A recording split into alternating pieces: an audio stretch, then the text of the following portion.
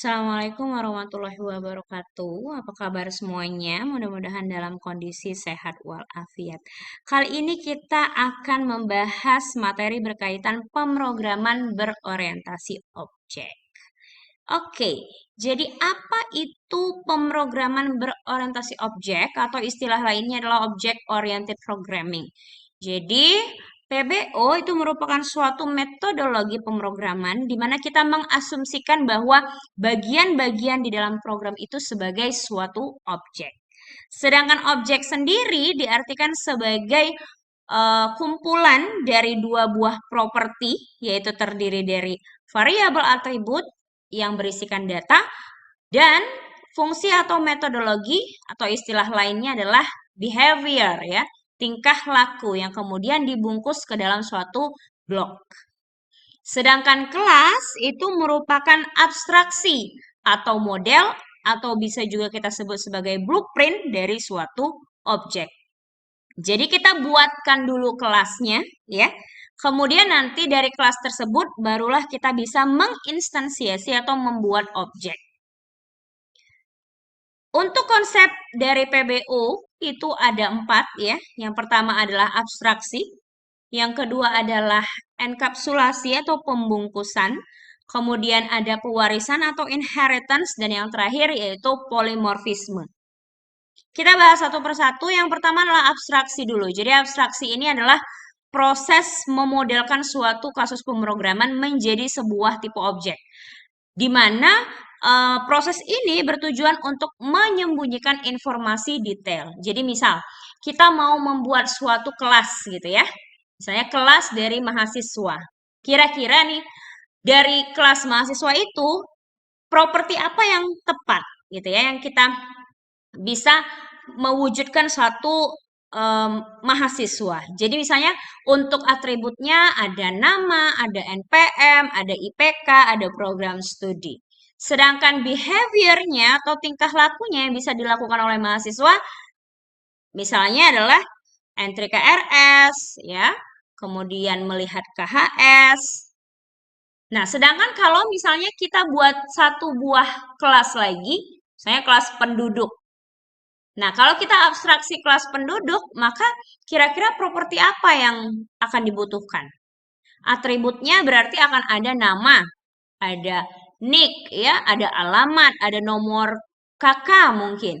Nah, sedangkan behaviornya adalah kita bisa membuat KTP atau misalnya membuat kakak atau membuat akte lahir.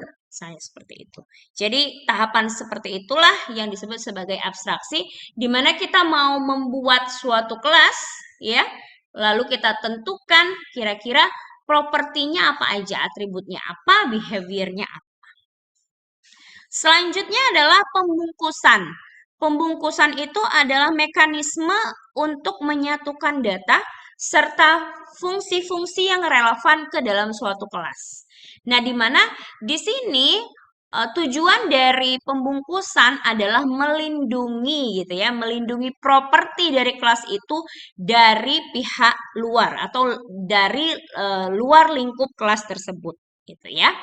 Nah, untuk melakukan pembungkusan kita bisa menggunakan yang namanya hak akses yang nanti kita berikan kepada atribut atau behavior dari kelas tersebut.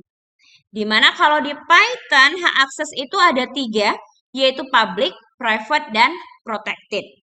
Kalau public, ya, itu adalah hak akses yang kita berikan kepada properti sehingga nanti properti tersebut bisa diakses oleh kelas manapun, ya. Sedangkan kalau suatu properti kita berikan hak akses private, berarti properti itu hanya bisa diakses oleh kelas itu sendiri.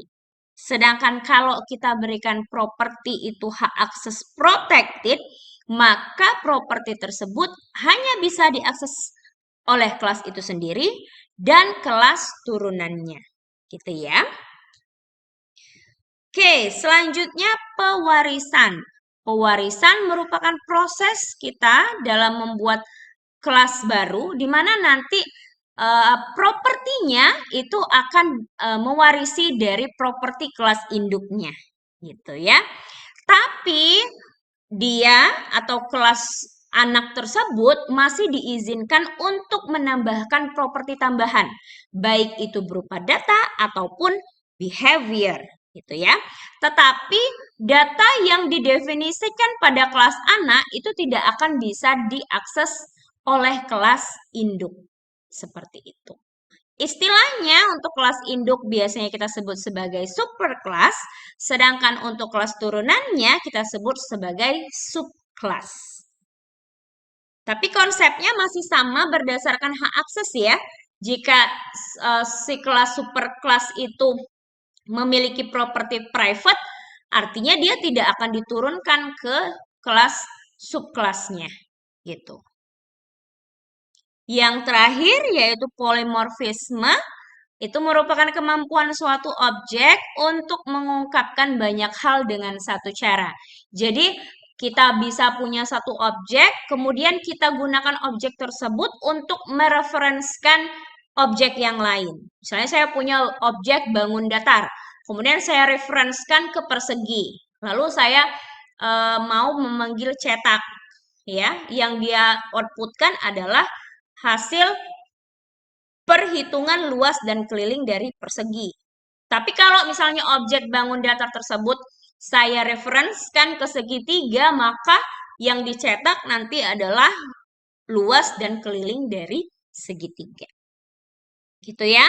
Tapi untuk konsep ini bisa kita implementasikan setelah adanya hierarki kelas. Berarti kita harus punya pewarisan dulu ya, gitu ya. Kita harus punya superkelas dan sub-subkelasnya, baru kita bisa mengimplementasikan dari polimorfisme.